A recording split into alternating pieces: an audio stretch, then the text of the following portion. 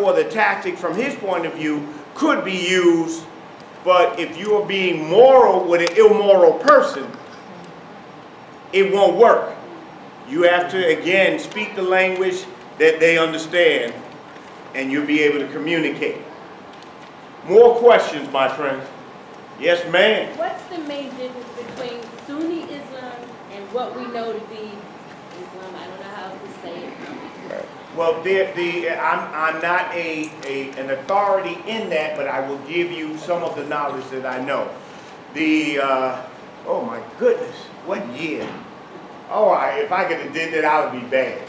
Many years ago, when the Prophet Muhammad was here, there was a split. After he died, there was a split in the Islamic traditions, and there was a creation of the Sunnis and the Shiites.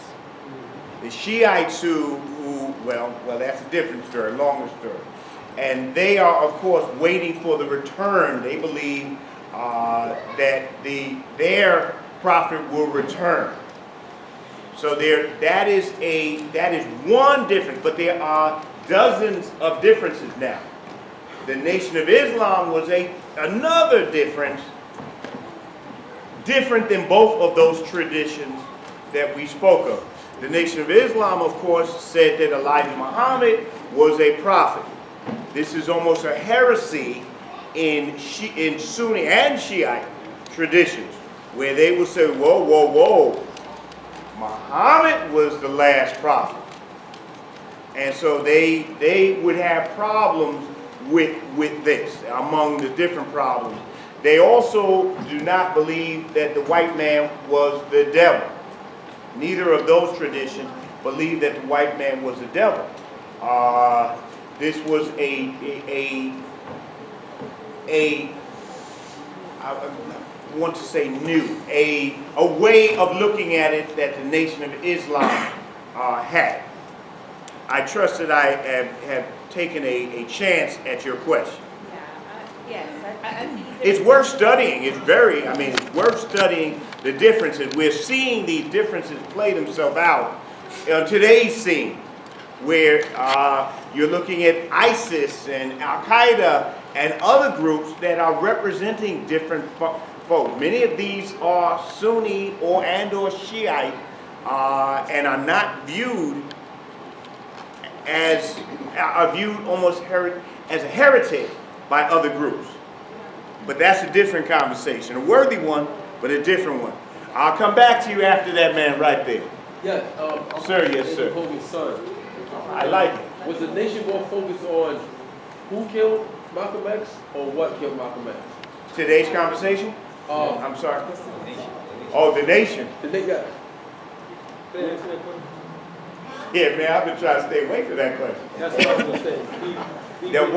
We've been considered to stay away from that question because that answer is both not populist or popular. And the people that were held responsible, the government had an influence of anybody who killed any of our leadership. That was part of the thing I never alluded to, which was that written script. But the nerve of my son asking that question like that. Well, as he should. I wonder where he got this. Wonder where he got this chutzpah from. Let me do a little on that question. A little on that question. It is true that the folk who pulled the trigger were from the Nation of Islam. It is also true that the folk who organized it, orchestrated it, designed it, were agencies of this government. They use these idiots who pulled the trigger against one of the greatest Africans that the 20th century has ever seen. They were used. They were pawns. They were willing pawns.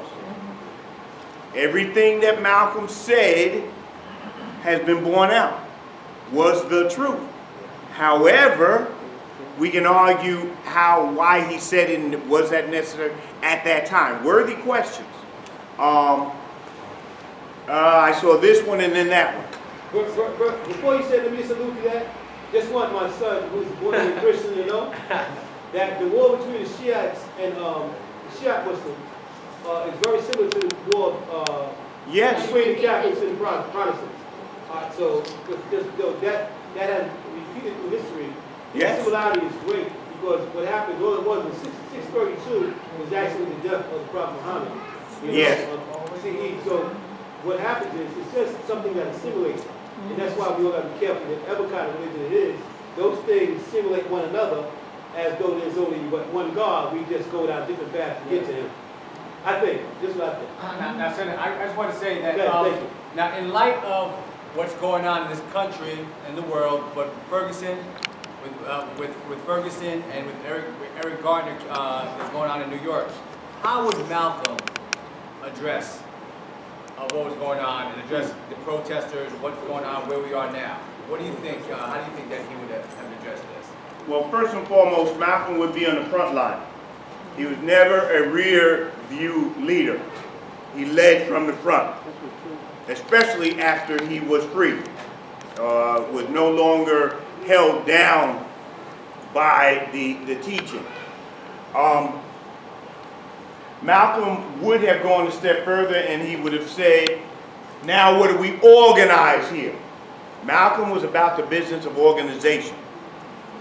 He felt that a disorganized people can never beat an organized people. So he was about the business of organization. Were Malcolm here, he would have looked at it and said, this place is vulnerable to an attack based on voting. Ferguson has 67% of his population black and no blacks on the city council. One black on the school board. They are absolutely vulnerable to an attack. I was speaking to a brother from Ferguson just today. And I'm hoping that he follows me up because we need to start organizing there, to organize the people so that they can attack. That thing is vulnerable. So Malcolm was one of the very strategic folk that you can look at. He's looking at a thing in a holistic fashion, looking for the vulnerabilities and looking for where we can attack. In Ferguson, he would say to them, hey, you never should have let yourself get in this position, but now that we are in this position, let's do something about it. He would not have criticized them for burning. He would have said, you're burning the wrong places. He would say, why are you burning your own? He would not be against burning. He would be against burning their own, what serves them. We can argue their own, mind you. So under those conditions, Malcolm would say the ballot or the bullet, and he would tell them, you're premature to be burning. First thing you need to do is organize. Why burn when you can vote these gentlemen out? I almost went way back. Boy, did I almost slip there. Why burn when you could be voting these folk out and sending them on their way? He would speak the language. If you first try the easiest, the most real gentlemanly way, but keep escalating until they understand your point. One step of that escalation in Ferguson especially is the vote. It's the vote. It's ridiculous.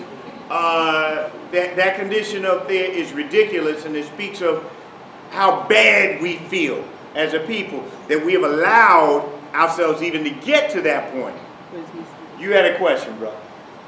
Well, I didn't, but I'm glad you picked on me because I just maybe I'm looking at him. Now, if you look at the things that went on in Ferguson, Yes, sir. you know, and everybody's telling Ferguson what to do.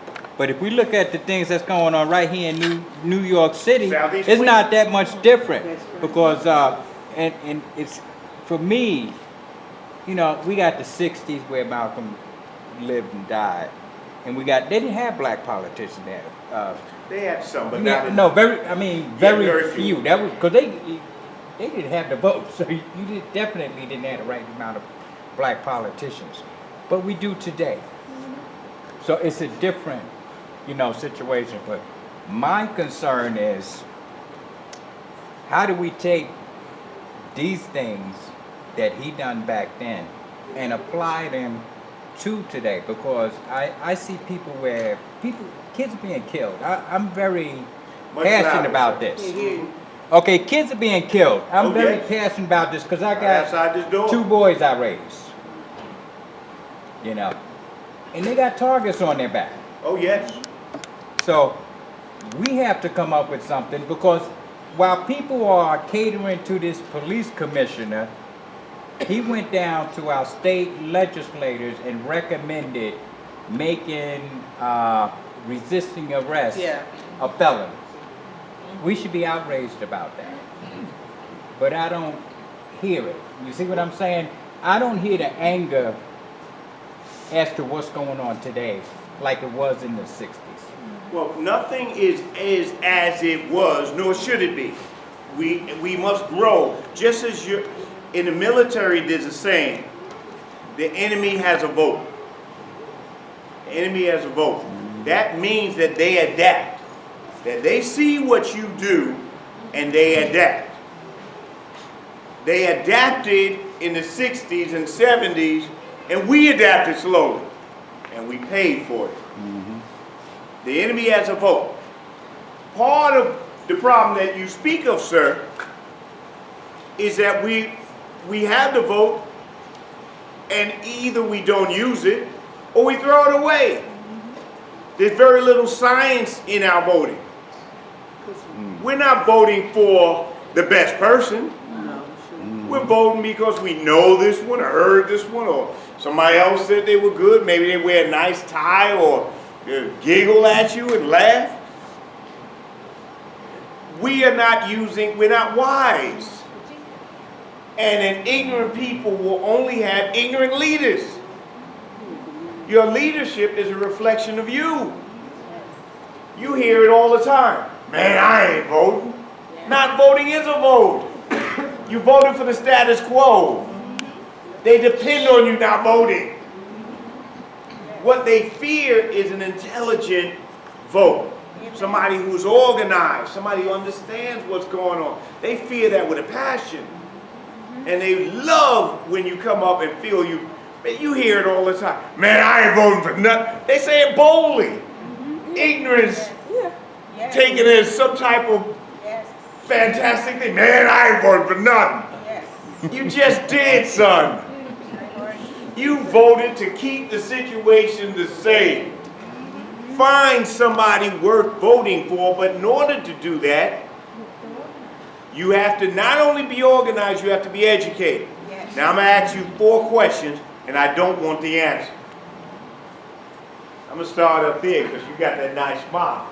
You got one of them, I know the answer smile. You got a question. But I'm going to help you out. Don't answer. It's a rhetorical question. What do district leaders do? Don't answer that. State committee people, what do they do? Don't answer that. What's the difference between a senator and an assembly person? Don't answer that. How many district leaders do we have? Don't answer that. What is a congressman supposed to be doing? Don't answer that. No, don't laugh, because I hear laughter and I'll go and hit you with a question. So my friends, how are you going to hold somebody accountable when you don't even know what they're supposed to be doing? You can't hold anybody accountable if you don't know. How do you know if they're doing good or bad? You don't know. So Do we know who the they question are? is, No. how are they supposed to learn? District Because leaders. education, like Kwame Ture said, education before the election. You have to be educated before you go to the poll. And that's not You happening. should be. Right here. It's like You happening in should be. Southeast Queens. Well, here's your answer. But they don't want you elected. Here's your answer, brought by George Clinton, not the president. He said, think it ain't illegal yet. There's your answer. And ignorant people can only produce ignorant leaders. Until we study and learn what it's supposed to do, then we can hold people accountable. Once you know what they're supposed to do, you can see, have you done it? How much have you done? Are there factors that would slow you down or whatever? Then, and only then, can you know who's really for you and who's not for you. Otherwise, folk running around this community. I'm going to go to the edge, but I ain't going over. Come on, brother. You think I'm going to go over? I ain't going to go You over. already went over. There go, yeah, that part too, brother. Go on over. Folk running around this community, laughing and giggling with you, coming and eating your chicken, rubbing you on your bottom, doing all kinds of stuff, and y'all say, yeah, that's the one. Ain't brought Jack home. No resources to the community. You have created leaders that know how to run, but don't know how to govern. Governing is the action of bringing stuff home. Running is a whole different skill. They know how to run, but they don't know how to